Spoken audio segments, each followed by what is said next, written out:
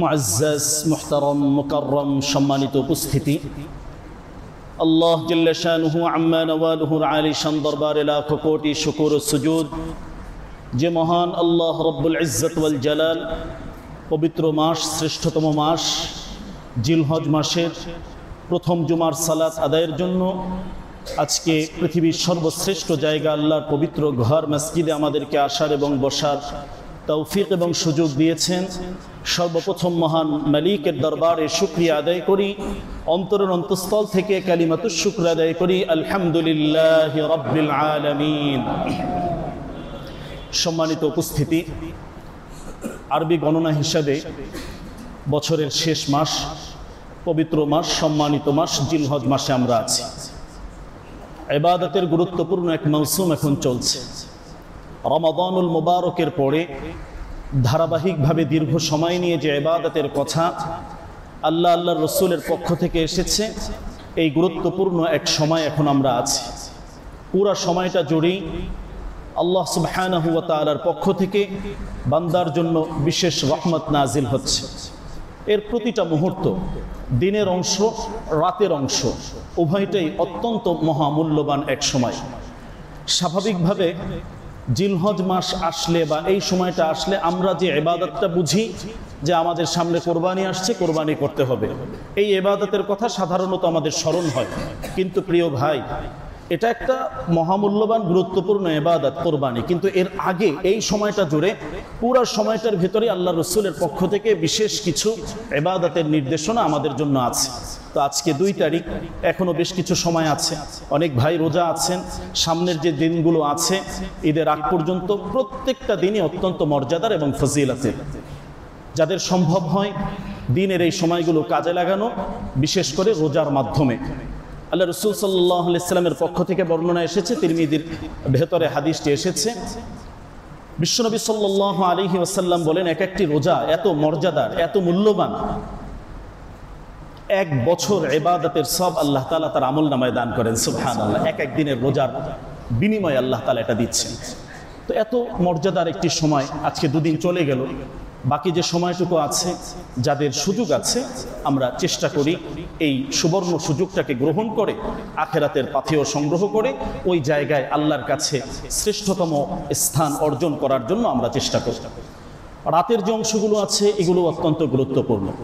রাত্রিকালীন যে আমলগুলো আছে, আমলগুলো আমাদের সকলেরই করা। বিশেষ করে তাহাজ্জুদের সালাত রমাদানুল মুবারকে যেভাবে আমরা পড়েছি, এই সময়ের জন্য আমরা এটা ধরে রাখতে পারি। শেষ রাতে উঠে যদি পড়তে একান্ত নাও পারি, রাতে যখন ঘুমাতে যাই তখনও কমসে কম এই নিয়তে 2 রাকাত 4 রাকাত তাহাজ্জুদের সালাত পড়ে তারপরে আমরা ঘুমাতে যাব ইনশাআল্লাহ। মর্যাদার আমল এই সময় চলছে।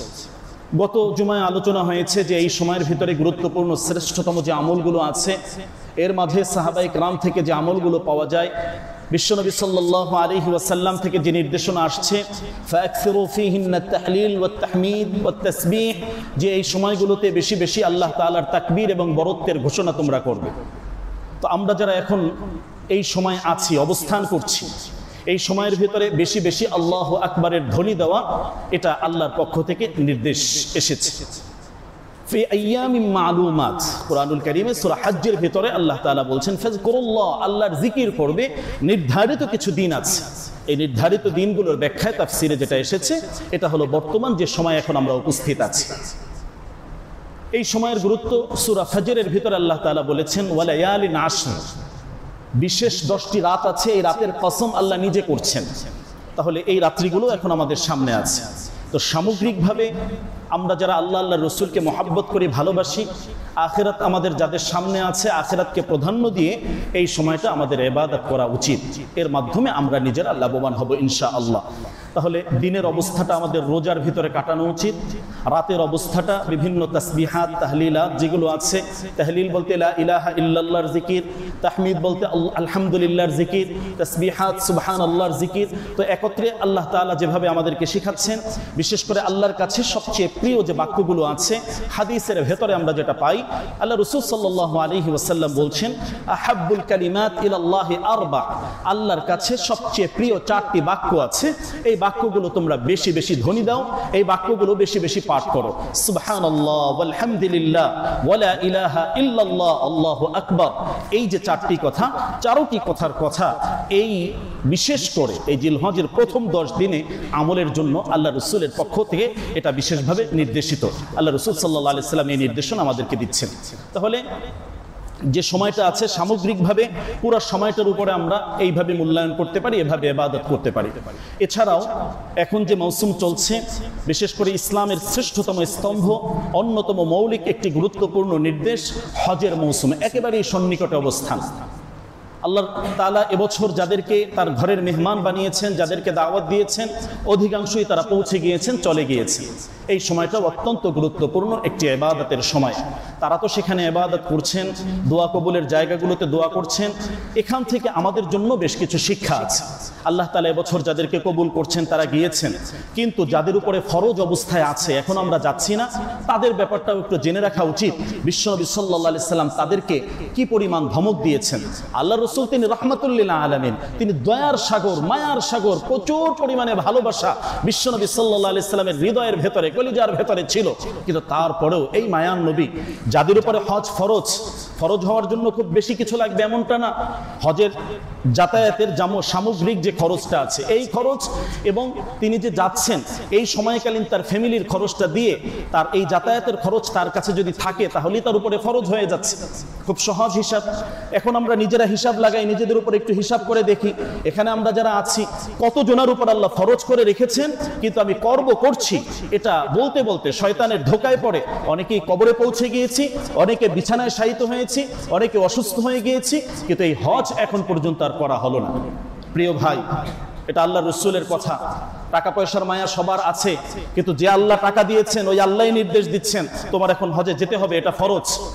আল্লাহর নির্দেশ অমান্য করে যদি না যাই, এই টাকা হয়তো 2 বছর পরে নাও থাকতে পারে। এমন ঘটনা আমাদের এখানেই আছে। ছিল টাকা, সামর্থ্য ছিল, কিন্তু এখন খরচ এত পরিমাণ বেড়ে গিয়েছে, এখন তার আর যাওয়ার সেই সামর্থ্য নাই, কিন্তু তার উপরে ফরজ অবস্থায় আছে। খুব ভয়াবহ এক অবস্থা। এই কর্ম করছি দুনিয়া গুছানোর জন্য, ফ্ল্যাট গুছানোর জন্য, ব্যবসা গুছানোর জন্য। শয়তান সবচেয়ে বেশি এই জায়গায় আমাদেরকে ধোঁকা দিচ্ছে। শুনে রাখুন প্রিয় ভাই, হৃদয়ের কানে শুনে রাখুন, অন্তর্দৃষ্টি খুলে শুনে রাখুন। বিশ্বনবী সাল্লাল্লাহু আলাইহি সাল্লাম বলেছেন, যাদের উপর আল্লাহ ফরজ করেছেন কোন ধরনের শরঈ ওজর ছাড়া হজ করলো না, ওই অবস্থায় থেকে গেল, ফালইয়ামুত ইনশাআ ইয়াহুদিয়ান আও ইনশাআ নাসরানিয়ান, সে ইহুদি হয়ে মারা যাক, আবারও বলছি ইহুদি হয়ে মারা যাক কিংবা খ্রিস্টান হয়ে মারা যাক, আমি মুহাম্মদুর রাসূলুল্লাহ সাল্লাল্লাহু আলাইহি ওয়াসাল্লামের সাথে তার কোনো সম্পর্ক নাই। নাউযুবিল্লাহ। কত বড় কঠিন কথা রহমাতুল লিল আলামিনের পক্ষ থেকে এসেছে। টাকার মায়া, ভালোবাসা কলিজার ভিতরে থাকবে, কিন্তু এর থেকে বেশি ভালোবাসা আল্লাহর জন্য হতে হবে। যে আল্লাহ টাকা দিয়েছেন, আমার কাছে আমানত রেখেছেন, এটা নাড়াচাড়া করছি, গাড়ি করছি, বাড়ি করছি, সব কিছু করছি, কিন্তু হজ না করে আমি যে মারা যাচ্ছি, কবরের ভিতরে আমি ইহুদিদের কাতারে উঠলাম নাকি নাসারার কাতারে উঠলাম, এটা কিন্তু আল্লাহ রাসূল কোনো দায় দায়িত্ব জিম্মাদারি নেবেন না। সব কথা ভুলে যান, এই কথাটা মনে রাখেন। আপনার নিজের স্বার্থে এটা নিজের কাছে রাখা দরকার যে আমার আসলে করা উচিতটা কি। তো এবছর যারা গিয়েছেন আলহামদুলিল্লাহ, যাদের এই অবস্থা, সামর্থ্যটুকু আছে, এই সামর্থ্য অনেকেরই আছে, তো যাদের আছে তারা এখন থেকে আল্লাহর কাছে দোয়া করেন, কান্নাকাটি করেন, দিল খুলে মন খুলে আল্লাহর কাছে বলেন, আল্লাহ এত বড় মহা পবিত্র ইবাদত, এটা থেকে আপনি আমাকে বঞ্চিত করিয়েন না। দেশ বিদেশ অনেক দেশ আমরা ঘুরি, আমাদের পাসপোর্টে অনেক দেশের ভিসা আছে, কিন্তু কপালে এ পর্যন্ত জুটলো না, আল্লাহর কাছ থেকে এটা মঞ্জুর করাতে পারলাম না যে আল্লাহ আপনার ঘরে যাব, এটা আপনি আমাদের একটু কবুল করেন। এটা দোয়া করি আল্লাহর কাছে, তারপর কবুল করাতেই হবে। এখানেও মানুষের জন্য বড় ধরনের পরীক্ষা। টাকা পয়সা আছে, নাড়াচাড়া করছে, দেশ বিদেশ যাচ্ছে, ব্যবসা বাণিজ্য প্রসারিত করছে, কিন্তু হজের তৌফিক না হওয়া মনে করতে হবে আল্লাহ রহমত থেকে তাকে বঞ্চিত করে দিচ্ছে। কিছু কিছু জিনিস বুঝতে হয়। আমরা নামাজ পড়ছি, আল্লাহ তাআলা কারো থেকে পরীক্ষা নিতে চাইলে অনেক সময় এমন হয় সরাসরি তাকে সিজদা দেওয়া থেকে বঞ্চিত করে দেন, সিজদা সে দিতে পারে না। টাকা পয়সা আছে, অনেক ইবাদত করছে, যদি আল্লাহর কাছে কবুল না হয় অনেক টাকা পয়সা থাকবে কিন্তু হজ করতে পারবে না। এমনও হয়েছে এয়ারপোর্ট পর্যন্ত গিয়েছে, সমস্ত প্রস্তুতি, তারপরও যেতে পারে নাই। এমনও হয়েছে সৌদি আরব গিয়েছে, জেদ্দা গিয়ে আবার ফেরত আসতে হয়েছে, যেতে পারে নাই। প্রিয় ভাই, সম্পদশালীদের জন্য এখানে বড় ধরনের পরীক্ষা রয়েছে। সুতরাং হজের এই মৌসুম একেবারেই সন্নিকটে।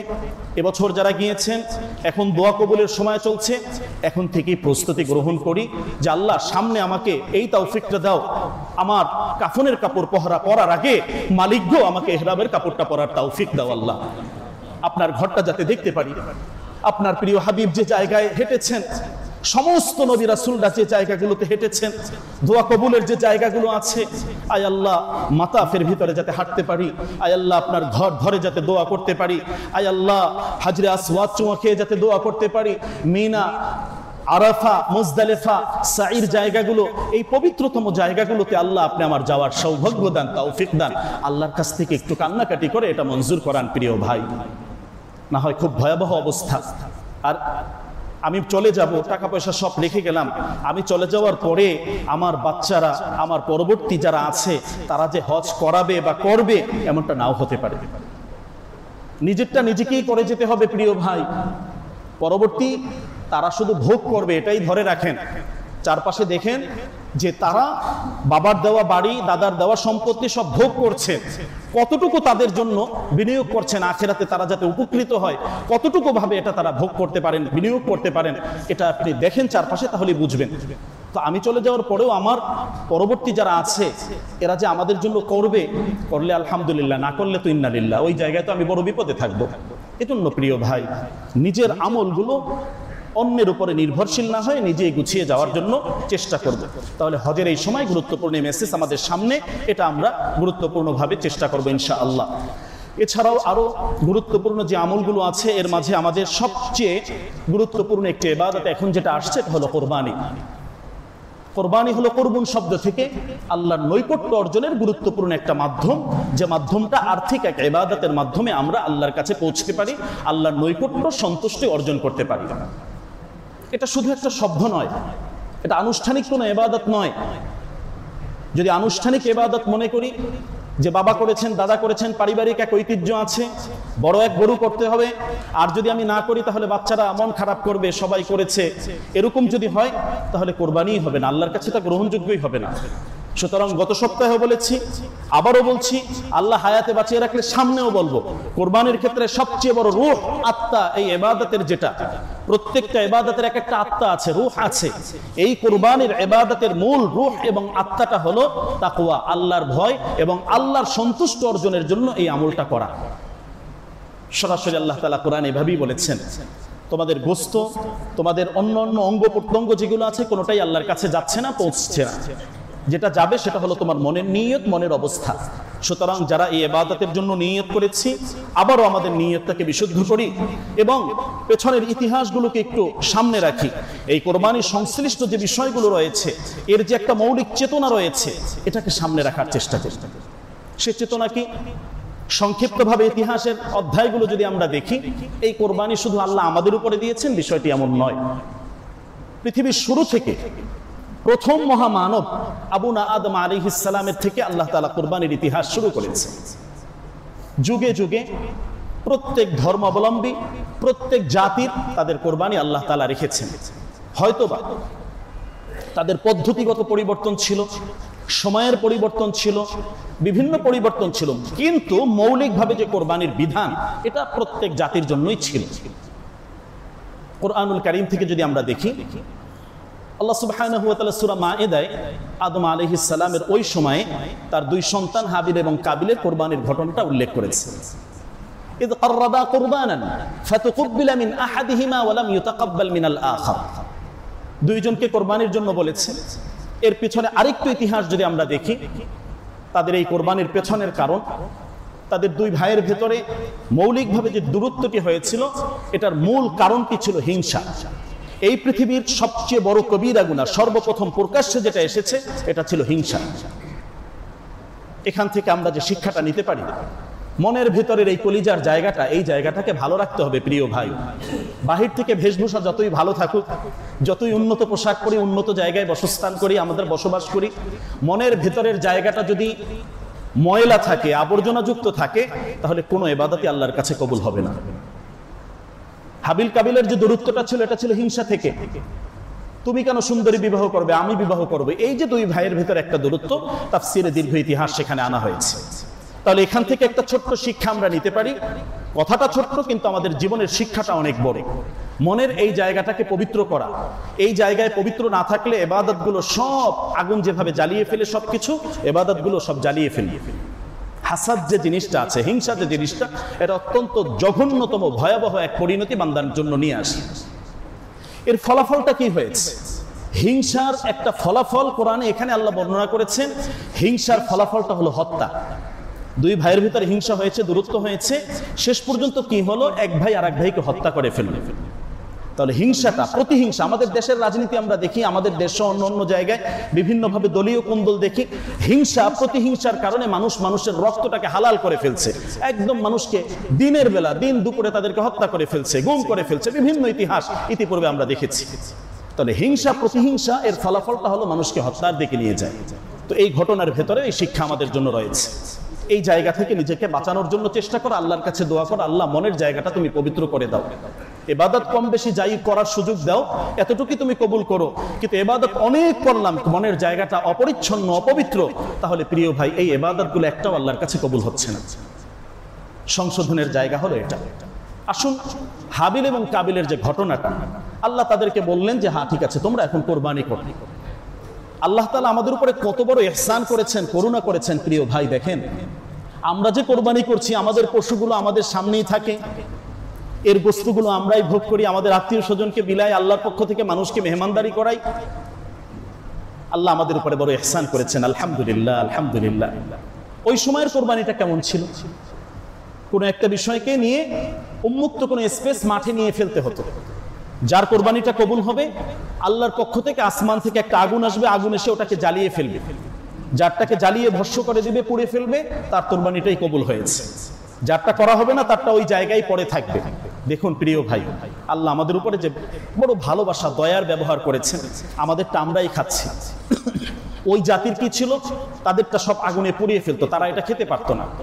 সবচেয়ে বড় আর একটা যে বিষয় এখানে, আজকে আমাদের মদের নিয়ত যাদের বিশুদ্ধ না, মনের গরমিল আছে যাদের, আমাদের কোরবানিগুলো যদি এভাবে উন্মুক্ত স্পেসে মাঠের ভিতরে বড় একটা জায়গায় পড়ে থাকতো, যেটা অমুক সাহেবের কোরবানি, আল্লাহ তার কোরবানিটা কবুল হলো না, তার নিয়ত, নিশ্চয়ই নিয়তের ভিতরে ঝামেলা আছে। প্রকাশ্যে সবার সামনে ওই সময় অপমান হয়ে যেত যে সে অনেক বড় টাকা পয়সা, অনেক কিছু, তার নিয়তে গরমিল থাকার কারণে বড় পশু কোরবানি দিয়েছে ঠিক, কিন্তু তার নিয়তটা বিশুদ্ধ না হওয়ার কারণে কোরবানিটা ওই জায়গায় পড়ে আছে, আল্লাহ এটাকে কবুল করেন নাই। তো তাৎক্ষণিকভাবে ওই জায়গায় বড় পরিমাণ সে অপমান হতো। আল্লাহ তাআলা সেই অপমান থেকে আমাদেরকে রক্ষা করেছেন। প্রিয় ভাই, আল্লাহ তাআলা সাত্তারুল উয়ুব, বান্দার গুনাহগুলো আল্লাহ ঢেকে রাখেন, গোপন রাখেন। তো এই জায়গায় আমরা আমাদের নিয়তটাকে এখনো বিশুদ্ধ করার সময় আছে, আল্লাহ সেই সুযোগটা আমাদের জন্য রেখেছেন। তাহলে এভাবে যদি আমরা দেখি, পৃথিবীর শুরু থেকে এই কোরবানির ইতিহাস এভাবে চলমান। আল্লাহ তাআলা কোরআনে মাজিদে বলছেন, ওয়ালিকুল্লি উম্মাতিন জাআলনা মানসাকা, প্রত্যেক উম্মতের জন্যই আল্লাহ তাআলা কোরবানির বিধান রেখেছে। আমরা যে কোরবানির এই যে বিধানগুলো পালন করছি, বিশ্বনবী সাল্লাল্লাহু আলাইহি সাল্লামকে জিজ্ঞাসা করা হয়েছে, মা হাদিহিল আদাহি ইয়া রাসূলুল্লাহ, এই কোরবানিগুলো এগুলো কি, আমরা কেন করব? বিশ্বনবী তখন যে কথাটি বলেছেন, সুন্নাত আবিকুম ইব্রাহিম আলাইহিস সালাম, এটা হলো ইব্রাহিম আলাইহিস সালাম তার কলিজার টুকরো সন্তানকে যে কোরবানি করেছিলেন মিনার সেই প্রান্তরে, এই হজের এই মৌসুমে এই সময় যে কোরবানির জন্য নিয়ে গিয়েছিলেন, ওর চেতনাটাই এই মুসলিম উম্মার ভিতরে যাতে পরিপূর্ণভাবে জাগ্রত থাকে, আল্লাহ তাআলা সেই ধারাটা এখনো চালু করে রেখেছেন। সুবহানাল্লাহ। সাহাবায়ে কেরাম প্রশ্ন করলেন, আমরা যদি কোরবানি করি তাহলে আমরা কি পাবো, আমাদের কি লাভ হবে? বিশ্বনবী সাল্লাল্লাহু আলাইহি সাল্লাম বলেন, বিকুল্লি শা'রা হাসানা, এই যে কোরবানির পশুটা তুমি নির্বাচন করছো, নির্ধারণ করছো, কিনে এনেছো, এর শরীরে যে পশম আছে, প্রতিটা পশমের বিনিময়ে আল্লাহ তোমার আমল নামায় নেকি দান করছেন। সুবহানাল্লাহ। আমাদের গোশত আমরা খাচ্ছি, আমাদের সমস্ত অঙ্গ প্রত্যঙ্গ আমরাই গ্রহণ করছি, সাথে সাথে আল্লাহ তো আমাদেরকে সওয়াব দিচ্ছেন, এবং সে সওয়াবের পরিমাণটা কত, যে এই পশুর গায়ে যত পশম আছে এর সমপরিমাণ সওয়াব আল্লাহ আমলনামায় দিচ্ছেন। সুবহানাল্লাহ, সুবহানাল্লাহ। প্রিয় উপস্থিতি, আল্লাহ তাআলা কত মহান, কত মহিয়ান। আমাদের জন্য এত সুন্দর চমৎকার এক বিধান মহান মালিক আমাদের জন্য দিয়েছে। আমরা যদি এখানে দেখি ইব্রাহিম আলাইহিস সালামের সেই চেতনাটা, সূরা সাফফাতের 99 নং আয়াত থেকে আল্লাহ তাআলা ধারাবাহিক আলোচনা এখানে করেছেন। পৃথিবীর ইতিহাসে করুণ যে ঘটনাগুলো রয়েছে এর মাঝে উল্লেখযোগ্য হলো এটা। একটা হলো ইব্রাহিম আলাইহিস সালাম, আল্লাহ তাআলার খলিলুল্লাহ, আল্লাহর একেবারে নিকট প্রাপ্ত, আল্লাহর প্রিয় বন্ধু, পরীক্ষিত বন্ধু। যে পরীক্ষাগুলো আল্লাহ তাআলা তার থেকে নিয়েছেন, অন্য অনেক নবী থেকেও সে পরীক্ষাগুলো আল্লাহ তাআলা নেননি। বিকালিমাতিন ফাআতাম্মাহুন্না, আল্লাহ নিজে বলছেন অনেকগুলো পরীক্ষা তার থেকে নিয়েছি। প্রতিটা পরীক্ষায় তিনি 100% পাশ করেছেন, কোনো ধরনের নাম্বার এখানে কাটা হয়নি, কমানো হয়নি। এক এক করে তার পরীক্ষাগুলো যদি দেখি, আগুনের ভিতরে নিক্ষেপ, কত বড় পরীক্ষা ছিল, সেখানেও তিনি পরিপূর্ণভাবে পাশ করেছেন। এরপরে যদি আমরা দেখি, গোটা জাতি একদিকে, জাতির এই মূর্তি পূজার বিরুদ্ধে তিনি একাই এক জায়গায় অবস্থান নিয়েছেন, কত শাস্তি তার ভোগ করতে হয়েছে। সন্তান হচ্ছে না, এটা একটা তার জন্য পরীক্ষা। বার্ধক্যে এসে সন্তান হওয়া এবং এই সন্তানটা আবার আল্লাহর জন্য কোরবানি দিয়ে দেওয়া, এটা যে কত বড় পরীক্ষা।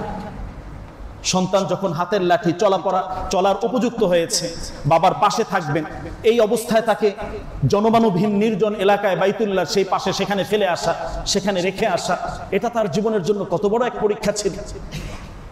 প্রতিটা পরীক্ষায় তিনি 100% পাশ করেছেন। ইসমাঈল আলাইহিস সালামকে যে রেখে এসেছেন, জমজমের যে আবিষ্কার হয়েছে, হাজী সাহেবরা এখন আল্লাহর পক্ষ থেকে যে মেহমানদারি বিশেষ করে গ্রহণ করছেন, জমজমের এই নিয়ামত কিয়ামত পর্যন্ত সকল মানুষের জন্য আল্লাহ দিয়ে রেখেছেন। এর মূল সূচনাই ছিল ইসমাঈল আলাইহিস সালাম। সুবহানাল্লাহ। এভাবে সবচেয়ে বড় যে জায়গাটা কোরবানির, এটা হলো নিজ হাতে কলিজার টুকরো সন্তানকে কোরবানি করা, এটা স্বপ্নে দেখতে পেয়ে, এটা তো একটা বাবার জন্য অনেক বড় কোরবানি ছিল। এটা একটা আদর্শ পরিবার, তাদের আদর্শের কথা কোরআনুল কারীমে আল্লাহ তাআলা বলছেন, ইন্না ইব্রাহিমা কানা উম্মাহ, ইব্রাহিম একাই একটা উম্মত ছিল। যেমন বাবা ছিলেন, তেমন স্ত্রী ছিলেন, তেমন সন্তানও হয়েছে। যখন শুধু বলা হয়েছে আপনি স্বপ্নে দেখলাম এইভাবে এইভাবে, শ্রেষ্ঠ জিনিসটি আমি কোরবানি করছি, প্রিয় জিনিসটি কোরবানি করছি, সন্তানের সামনে পেশ করেছে। সন্তান কি বললেন, ইন্নী আরা ফিল মানাম আন্নী আযবাহুক ফানজুর মাযা তারা। আপনি একটি বারের জন্য আব্বাজান চিন্তা করবেন না, আপনি যা দেখেছেন, যেভাবে দেখেছেন সেভাবেই আপনি বাস্তবায়ন করুন। সুবহানাল্লাহি ওয়া বিহামদিহি। কেমন সন্তান ছিলেন, ভবিষ্যৎ সামনে নবী হবেন তিনি, আল্লাহর তার ভিতরে সেই যোগ্যতা তখনই দিয়েছে। এবং তিনি যে বললেন, সাতাজিদুনি ইনশাআল্লাহু মিনাস সাবিরিন, আপনি আমাকে ধৈর্যহারা পাবেন না, অবশ্যই আমি ধৈর্যশীলদের অন্তর্ভুক্ত হব। তো তিনি ভবিষ্যতে একটি কাজ ঘটবে যে কোরবানি হবে, তো সেই বিষয়টা সম্পূর্ণভাবে ইসলামিক যে বিধান আল্লাহর উপরে সবর্দ করে দিয়েছেন। ইনশাআল্লাহ, আল্লাহ যদি চান, আল্লাহ যদি সেই শক্তি আমাকে দেন, অবশ্যই আমি ধৈর্য ধারণ করার চেষ্টা করব। আমরা তো অনেক কথা বলি ভবিষ্যৎ কেন্দ্রিক, ইনশাআল্লাহ মুখ থেকে বের হয় না অনেক সময়, আর হলেও সঠিক জায়গায় বের হয় না। এটা একটা বড় শিক্ষা এই জায়গায়। এই ঘটনার প্রতিটা অধ্যায়ে, প্রতিটা পৃষ্ঠা উল্টালি এখানে বড় বড় শিক্ষা আমাদের জন্য রয়েছে। ভবিষ্যৎবাচক যে কোনো শব্দ আমরা বলবো, আমাদেরকে ইনশাআল্লাহ সহ এই শব্দগুলো বলা উচিত। ইব্রাহিম আলাইহিস সালাম যখন প্রস্তুতি নিলেন, মা কেমন ছিলেন, হাজেরা আলাইহিস সালাম, আল্লাহু আকবার, সন্তান কোরবানি হবে,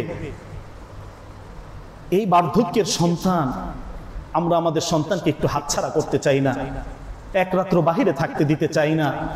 তারাও তো মা, তারাও তো বাবা, কিন্তু আল্লাহর জন্য কিভাবে মন খারাপ করে দিয়েছেন এমনটা না। আমরা কোরবানি করি একটা গরু, এর মায়াটা আমরা আমাদের ভেতরে ওইভাবে সৃষ্টি করি না। গরু 2-4 দিন আগে আনা, এটাকে ভালোবাসা, এটাকে লালন পালন করা, একটা মায়া তৈরি করা, এটাকে খাওয়ানো, এটাকে গোসল করানো। আল্লাহ তাআলা তো আমাকে সন্তান কোরবানি করতে বলেন নাই, আল্লাহ তো একটা পশু, আল্লাহর দেওয়া একটা পশু, 6 ধরনের পশু দ্বারা কোরবানি করা যায়, এর ভিতরে যে কোনো একটা আমি নির্ধারণ এখানে করতে পারি। 2-4 দিন আগে কিনে এটার সাথে একটু ভালোবাসা ভাব তৈরি করা, এটাকে আদর যত্ন করা, এটাকে খাওয়ানো, গোসল করানো, এটা মায়া মহব্বত যখন হবে তখন বিসমিল্লাহি আল্লাহু আকবার। আল্লাহ ইব্রাহিম আলাইহিস সালাম তার সন্তানকে নিয়ে গিয়েছেন, আপনি আমাদের উপরে রহম করে তো এই পশুটাকে নির্ধারণ করেছেন, কিছুটা ভালোবাসা অর্জন করে আল্লাহ আপনার জন্যই কোরবানি করে দিলাম। একটা ভালোবাসা মায়ার এখানে বিষয় কাজ করতে হবে। এখানে মা কেমন ছিলেন? মাও এই সন্তানকে, ছোট্ট বাচ্চা, মাসুম বাচ্চা, সুন্দরভাবে তাকে গোসল করালেন, সুসজ্জিত করলেন, বুঝিয়ে দিলেন যে আল্লাহর নির্দেশ যেভাবে হয় এভাবেই তুমি পালন করবে। মা কেমন আল্লাহ ওয়ালা ছিলেন, তার ভিতরে কেমন ভাবে ধর্মের কাজ করেছে, আল্লাহ ভক্ত কেমন ছিলেন। আমাদের ঘরের মহিলারাও এইভাবে, মহিষী যে 6 জন নারী আছেন তাদের জীবনীগুলো আমাদের প্রত্যেকের ঘরে থাকা উচিত। পৃথিবীতে শ্রেষ্ঠতম মহিষী 6 জন নারীর ঘটনা কোরআনে মাজিদে আল্লাহ যে উল্লেখ করেছেন, বিভিন্নভাবে হাদিসের ভিতরে এসেছে, এদের ঘটনাগুলো আমাদের ঘরের মহিলাদেরকে, আমাদের বিবি বাচ্চা কন্যাদেরকে এগুলো শোনানো উচিত, এগুলো পড়ানো উচিত, যে তারা দ্বীনের জন্য, ইসলামের জন্য কত বড় কোরবানি তাদের ছিল। তারা সবকিছুই কোরবানি করেছে। আমাদেরকে তো আল্লাহ কিছু অর্থের কোরবানি এখানে বলেছেন, মনের কোরবানির কথা বলেছেন। মনের সেই কোরবানিটা অনেক সময় আমরা দিতে পারি না। আল্লাহর পক্ষ থেকে কোরবানি দিব, আল্লাহর নির্দেশ, আল্লাহ মেহমানদারির জন্য বলেছেন, এটা আল্লাহর পক্ষ থেকে মেহমান যারা আছেন তাদেরকে দিয়ে দিব, তাদের মাঝে বিলিয়ে দিব। যারা গরিব অসহায় আছেন তাদেরকে তো দিবই, যারা কোরবানি দিয়েছেন তাদেরকেও হাদিয়া হিসাবে দিব, এবং যারা আত্মীয় স্বজন আছেন কোরবানি দিয়েছেন তাদের কাছেও পৌঁছে দেব। তো এই জায়গায় মনের যে একটা কোরবানি, অনেক সময় এটা আমরা করতে পারি না, এই জায়গায় পাস করি না। কোন রকম একটু চর্বিগুলো, হাড্ডিগুলো, এগুলোকে পাঁচ করে আসল জিনিসগুলো ফ্রিজের ভিতরে রাখলাম। কেউ কেউ তো আমরা এইভাবে করছি। আবার আল্লাহর কোনো বান্দা আছেন, আল্লাহর প্রিয় বান্দা যারা, পুরাটাই দিয়ে দিচ্ছেন, এই 2-4 দিনের জন্য, 1 সপ্তাহের জন্য যা দরকার এটা রেখে বাকিটা পুরাটাই বিলিয়ে দিচ্ছেন। এখন আমি কোন প্রকারে যাবো এটা আমাকে সিদ্ধান্ত নিতে হবে, যে আমার ধরনটা কোনটা হবে, আমার প্রকারটা কোনটা হবে। এখানে কোরবানিটা তিনি তার সন্তানকে দিচ্ছেন, আমি কিছু অর্থের কোরবানি, আমার মনের কোরবানি, সাথে সাথে মনের যে শয়তানিগুলো আছে এই কোরবানিও করতে হবে। হাজী সাহেবরা এখন যে জামারাতে কঙ্কর নিক্ষেপ করেন, এখানে কি শয়তান বসে আছে? শয়তানের কোনো অস্তিত্ব আছে? এটা তো একটা প্রতীকী শাস্তি এখানে দেওয়া হচ্ছে। তার মানে মনের ভিতরে যত ধরনের জটিলতা আছে এই সব কিছুকে ধুয়ে মুছে কোরবানি করে একদম শয়তানকে পরিপূর্ণভাবে পাথর মেরে আমি পরিষ্কার পরিচ্ছন্ন হয়ে নিষ্পাপ হয়ে আমি দেশে আসছি। ঠিক এই ঘটনাটা এই জায়গায়ও আছে প্রিয় ভাই। মা তো এখানে তাকে সুন্দরভাবে বিদায় দিলেন, কত বড় একটা কোরবানি তার উপরে হয়েছে। যাওয়ার পথে পথিমধ্যে এখন যে জামারাতের 3টা জায়গা আমরা দেখি, বড় শয়তান, মেজ শয়তান, ছোট শয়তান, এই জায়গায় কিন্তু শয়তান এসে ইব্রাহিম এবং ইসমাইল আলাইহিস সালাম তাদেরকে ধোঁকা দিয়েছে। এই জায়গায় এসে তাদেরকে ধোঁকা দিয়েছে বিভিন্নভাবে, কিন্তু কোনো ধোঁকা তিনি মানেননি। সেখানে তো তাদেরকে এই কঙ্কর নিক্ষেপ করেছেন। এই যে মনের ভিতরে শয়তানি আসবে, এটাকে নিক্ষেপ করে দেওয়া, ছুঁড়ে ফেলে দেওয়া, এটাই হলো মুমিনের কাজ, এটাই হলো ইব্রাহিমী চেতনা। মিনার সেই জায়গাটি এখনো আছে, যে জায়গায় নিয়ে যাওয়া হয়েছিল। পৃথিবীর ইতিহাস একবারের জন্য এটা দেখেছে, আল্লাহর পক্ষ থেকে স্বপ্নের মাধ্যমে নির্দেশিত হয়ে একজন নবী, বাবা যাকে কোরবানি করছেন তিনিও নবী, এরকম একজনকে কোরবানি করার জন্য চেষ্টা করা হচ্ছে। আসমান জমিন সব ভারী হয়েছে, ফেরেশতারা ওই অবস্থায় ক্রন্দনরত অবস্থায় তারা শুরু করেছে। তো আল্লাহ তাআলা এই পরীক্ষায় তাকে পরিপূর্ণভাবে পাশ করালেন। ওয়াফাদাইনাহু বিযিবহিন আযীম, এবং জিবরাইল আমিনকে ওই জায়গায় আসমান থেকে আল্লাহ তাআলা জান্নাত থেকে তাকে যে দুম্বা পাঠিয়ে দিয়েছেন, পুরো ঘটনাটা আল্লাহ তাআলা এখানে বর্ণনা করেছেন। কোরবানি করব, শুধু একটা গরু কিনলাম, জব করলাম, এটা না। পুরা ইতিহাস, চেতনা, কেন করছি, কি পাচ্ছি, কে বলেছেন এই নির্দেশনা, কে দিয়েছেন, পুরা ঘটনা, ইতিহাস আমাদের সামনে থাকা উচিত।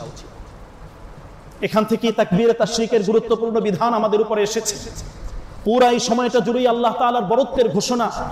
ওই সময় যেটা জিবরাইল আমিন দিয়েছিলেন আসমান থেকে, জান্নাত থেকে যখন দুম্বা নিয়ে এসেছেন, পুরা ঘটনাটা এই জায়গায় রয়েছে। বিশেষ করে তাকবীরে তাশরিকের যে বিধান, 9 তারিখ ফজর থেকে 13 তারিখ আসর পর্যন্ত প্রত্যেক ফরজ নামাজের পরে উচ্চস্বরে একবার আল্লাহু আকবার লা ইলাহা ইল্লাল্লাহ আল্লাহু আকবার ওয়ালিল্লাহিল হামদ। এটা আমরা যেখানেই থাকি, অনেকেই বাড়িতে যাবেন, গ্রামে যাবেন, আমরা প্রত্যেক ফরজ নামাজের পরে এটা আমাদের উপরে ওয়াজিব, এটা আমাদের পাঠ করতেই হবে। ঘরে গিয়ে মা বোনদেরকেও এই বিধানটা আমরা জানিয়ে দেব, তাদের জন্য এটা জরুরি। তো আমরা তো এভাবে আমরা কোরবানি করছি, পুরা ইতিহাস, পুরা চেতনা এটা আমাদের সামনে রাখতে হবে। বিশ্বনবী সাল্লাল্লাহু আলাইহি ওয়াসাল্লাম নিজে কোরবানি করেছেন, উম্মতের পক্ষ থেকে কোরবানি দিয়েছেন, এবং আল্লাহ রাসূল কখনোই কোরবানি ছাড়েননি। এক্ষেত্রে অনেক মাসআলা আছে, কোরবানির সংশ্লিষ্ট অনেক মাসআলা। যেহেতু এটা একটা গুরুত্বপূর্ণ ইবাদত, এই ইবাদতটা কিভাবে করব, এটা আল্লাহ তাআলা কিভাবে সুন্দরভাবে কবুল করবেন, গ্রহণযোগ্য হবে, এই ব্যাপারে বিভিন্ন ধরনের মাসআলা আমাদের সামনে আছে। এক তো হলো কোরবানি কবুল হওয়ার জন্য মৌলিক যে শর্ত, এগুলো আমাদের সামনে রাখা। আমি যে কোরবানি করছি, যে অর্থ দিয়ে পশু কোরবানি করব, পশুটা কিনবো, সম্পূর্ণ অর্থটা অবশ্যই হালাল হতে হবে। আবারও বলছি প্রিয় ভাই, টাকা পয়সা বিভিন্ন ধরনের ঝামেলা অনেকগুলো দিলাম, পত্রিকার সাংবাদিক আসলো, বিভিন্ন জায়গায় মহল্লা সবাই জানলো। এটার চেয়ে যদি ইখলাস থাকে, নিয়ত থাকে, একটা বকরির মাধ্যমে যদি আমি দেই, যেটা আল্লাহর জন্য হবে, ওটাই আমার জন্য বেশি কল্যাণকর হবে। তাহলে কবুল হওয়ার জন্য প্রথম শর্তই হলো অবশ্যই এই টাকা হালাল হওয়া। দ্বিতীয় যে শর্ত, আমার নিয়তটা বিশুদ্ধ থাকা। কোনো ধরনের গোস্ত খাওয়ার নিয়ত, কয় কেজি হলো, কতটুকু পেলাম, হারলাম না জিতলাম, ঠগলাম না জিতলাম, এরকম কোনো প্রশ্ন এখানে আনা যাবে না। আল্লাহর জন্য করছি, বাস আমার তাকদির এটা ছিল, এটাই আমি পেয়েছি। গরু কিনতে যাব, আগে 2 রাকাত নামাজ পড়ি, আল্লাহর কাছে সাহায্য চাই, আল্লাহ যাচ্ছি, আমার জন্য যেটা উপযুক্ত হয়, সুন্দর হয়, ভালো হয়, হৃষ্টপুষ্ট হয়, এটাই নিখুঁতভাবে যাতে আমি কিনতে পারি। এক্ষেত্রে ত্রুটি মুক্ত পশু অবশ্যই নির্বাচন করতে হবে। শিং, লেজ, চোখ, কান, অনেকগুলো ত্রুটিযুক্ত জায়গা আছে, এরকম কোনো কিছু নয়। ত্রুটি মুক্ত যে সমস্ত প্রাণী, গরু, ছাগল, দুম্বা, ভেড়া, উট, এই জাতীয় প্রায় 6টা প্রাণীর কথা আছে, এগুলোর মাধ্যমে আল্লাহর কাছে সাহায্য কামনা করে, আল্লাহ যাচ্ছি, তুমি আমার জন্য সহজ করে দাও। ইনশাআল্লাহ অল্প সময়ের ভিতরে সুন্দর প্রাণী যেটা আমার জন্য আল্লাহ নির্বাচন করেছেন, এটা মিলবে। আল্লাহ রাসূল বলছেন, ফাতলিবু বিহা নাফসা, মন খুলে, দিল খুলে তুমি কোরবানি করবে। কোরবানির দিন, এই কোরবানির থেকে শ্রেষ্ঠ আমল তোমার কাছে দ্বিতীয়টা আর কোনোটাই হবে না। তুমি ওই সময় 20 লক্ষ টাকা, 30 লক্ষ, 50 লক্ষ টাকাও যদি দান করো, আর ওই সময় আল্লাহর জন্য এই কোরবানি করো, দুটার মাঝে যদি পার্থক্য করতে চাও, তাহলে এই কোরবানির মর্যাদাটা ওই সময়ের জন্য আল্লাহর কাছে অনেক বেশি। প্রিয় ভাই, গুরুত্বপূর্ণ কথা, কিভাবে কোরবানি করব, আগে ব্রেনটাকে ঠিক করি, নিয়তগুলো ঠিক রাখি। তাহলে এই কোরবানি করার জন্য আমাকে অবশ্যই নিয়তটাকে বিশুদ্ধ রাখতে হবে, হালাল টাকা হতে হবে, সঠিক পদ্ধতিতে জবহ হতে হবে। এই জায়গায় খুব তাড়াহুড়া, কষাইয়ের কারণে, বিভিন্ন কারণে অনেক সময় অনেক পশু স্টক করে মারা যায়, তাকে পরিপূর্ণ জবহের যে বিধান, এটা আসছে না। একটু রক্ত বের হওয়ার সাথে সাথে এমন ঘা দিল, পাট দিল, বাস ওই অবস্থায় তাকে স্টক করে মেরে ফেলা হলো। তো এখানে বেশ কিছু আলোচনা আছে, সুযোগ হলে সামনে করবো ইনশাআল্লাহ। তো এই জায়গায় সঠিক পদ্ধতি থেকে জবহ করা, এবং সর্বোপরি যে নিয়তটা রাখা, ইন্নামা ইয়াতাকাব্বালুল্লাহু মিনাল মুত্তাকিন। আল্লাহ তাআলা যে কথা বললেন, এই কোরবানিটা একমাত্র আল্লাহ তাআলা মুত্তাকিন, যারা আল্লাহকে ভয় করে, আল্লাহর জন্য যারা করেছে, তাদেরটাই আল্লাহ কবুল করেন, তাদেরটাই আল্লাহ তাআলা গ্রহণ করেন। ইন্নামা ইয়াতাকাব্বালুল্লাহু মিনাল মুত্তাকিন। সুতরাং আমার কোরবানি দেওয়ার আগে নিয়তটা কেমন থাকবে, অবস্থাটা কি হবে, এই বিষয়গুলো আমাদের এখান থেকে শিখতে হবে। সম্মানিত উপস্থিতি, কার উপরে কোরবানি ওয়াজিব? গত জুমায় কিছুটা বলেছি যে ওয়াজিব হওয়া এটা একটা বিধানগত দিক আছে, আর একটা হলো সওয়াবের দিক, মর্যাদার দিক, ফজিলতের দিক। মর্যাদা এবং ফজিলতের দিক থেকে চেষ্টা করলে এই মুহূর্তে টাকা নাই, ধার করে, ঋণ করে হলেও দেওয়া উচিত, কারণ এই সওয়াবটা এই 3 দিন পার হওয়ার পরে আর সারা বছরে সুযোগ নাই। তো এই জায়গায় সর্বোচ্চ গুরুত্ব দেওয়া। বিধানগত দিক যদি আমরা দেখতে চাই, তাহলে কোরবানির এই 3 দিন যার কাছে যাকাত ফরজ হওয়া পরিমাণ নিসাবের মালিক যিনি হবেন, এই সম্পদ যার কাছে থাকবে, তাহলে এর জন্য পুরো বছর থাকা জরুরি না। প্রয়োজন অতিরিক্ত ঋণ মুক্ত এই সময়ে তার কাছে 90 থেকে 95 বা 93 হাজার টাকা আছে, কোনো মানুষের কাছে এই পরিমাণ সম্পদ এই 3 দিনে আছে, তার উপরই ওয়াজিব। এই পরিমাণ সম্পদ যার কাছে আছে, তার উপরই ওয়াজিব। তাহলে এখন এই 7-8 দিন যে সময় আছে, আমরা চিন্তা করি যে আমাদের কাদের উপরে ওয়াজিব হয়েছে, এবং ওয়াজিবের কাছাকাছি, কিন্তু এই মুহূর্তে না দিলেও বিধানগতভাবে বেঁচে যাই, কিন্তু দিলে যে কি সওয়াবটা পাবো, এটা হিসাব করে চেষ্টা করা। শরিকানায় যারা কোরবানি করছে অবশ্যই শরিকদের মন মানসিকতা এই জায়গায় যাচাই বাছাই করা বা তাদের অবস্থা, তাদের আর্থিক যে ইনকাম অর্থাৎ হালালের যে বিষয়টা, এটা অবশ্যই বিবেচনা করতে হবে। শরিকানায় অনেক বড় গরু দিলাম, কিন্তু কোনো একজনের নিয়তে যদি ঘাবলা থাকে, যদি কোনো ধরনের দুর্বলতা থাকে, প্রিয় ভাই, সবগুলোর উপরে কিন্তু এটার একটা প্রভাব পড়বে। যদি এরকম হয় যে ভালো শরিকানা পাচ্ছি না, আমি একা সিঙ্গেল আমার মতো করে ছোট্ট একটা খাসি দেই, অন্যভাবে একটা ভেড়া দেই, একটা দুম্বা দেই, যা পারি সেটা দেই, কিন্তু বড় কোরবানি দেব অনেক বড়, কিন্তু শরিকানার কোনো একজনের মনের ভিতরে ঝামেলা, পুরোটার উপরেই কিন্তু একটা প্রভাব পড়ে যাবে। প্রিয় ভাই, বন্টনের ক্ষেত্রেও আনুমানিক কোনো বন্টন এখানে হবে না, পরিপূর্ণভাবে পূর্ণাঙ্গ শরিকানায় কোরবানি যদি হয়, এক ফ্যামিলি এক রান্নায় যদি হয়, তাহলে তো স্বাভাবিকভাবেই হবে।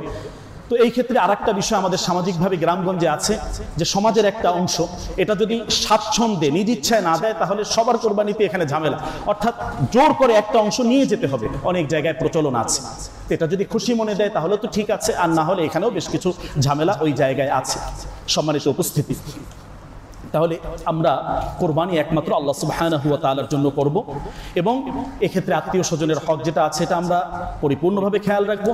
যারা কোরবানি দিচ্ছেন তাদেরকেও কোরবানির গোশত দেওয়া যায়, এবং কোরবানির চামড়ার যে বিধানগুলো আছে এখানে, এটা কোরবানির গোশতের মতোই, ইচ্ছা করলে কেউ যদি এটাকে শুকিয়ে নিজে ব্যবহার করতে চান করতে পারবেন, কিন্তু এটা যদি বিক্রি করেন বা এটাকে যদি দান করেন, তাহলে এটা অবশ্যই গরিবদেরকে দিয়ে দিতে হবে। নিকট আত্মীয় স্বজন যারা আছেন এটা বিক্রি করে এর অর্থটা তাদেরকে দিবেন, এবং গ্রামগঞ্জে যারা যেখানে আছেন, নিকটত্ব যে সমস্ত এতিমখানা মাদ্রাসাগুলো আছে, এখানে এই মাদ্রাসাগুলোর দিকে আপনারা খেয়াল রাখবেন।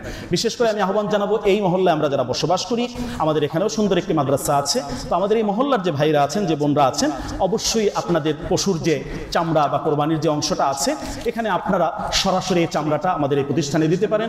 যদি মনে করেন যে হ্যাঁ আপনারা গোশত দিবেন, গোশত আপনারা এখানে দিতে পারেন। বিভিন্ন জায়গায় তো গোশত দিচ্ছেন, আমাদের এখানের বাচ্চারা আছে, এতিম ছাত্ররা, ওদের জন্য কিছু গোশত আপনি দিবেন, দিয়ে যেতে পারেন ইনশাআল্লাহ।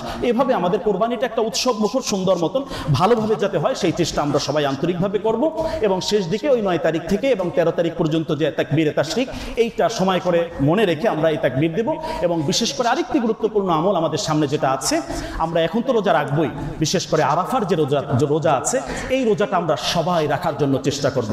কথা হলো, আরাফা সৌদি আরবের আরাফা, বাংলাদেশের আরাফা, ভাই বিতর্কের কোনো দরকার নাই, কোনো বিতর্কে যেন না, আপনি দুটাই রাখেন, সৌদি আরবের দিনও রাখেন, বাংলাদেশের দিনও রাখেন, 2 দিন রাখেন, আল্লাহ তাআলা আগে পরের 2 বছরের গুনাহ আল্লাহ মাফ করে দেবেন, সুবহানাল্লাহি ওয়া বিহামদি। তাহলে সংক্ষিপ্তভাবে মোটামুটি এই কোরবানিকে সামনে রেখে আমরা এই কথাগুলো শুনলাম, আমরা বিশুদ্ধভাবে সুন্দরভাবে আমরা কোরবানি করার জন্য চেষ্টা করব। আল্লাহ তাআলা আমাদেরকে তৌফিক দান করুন।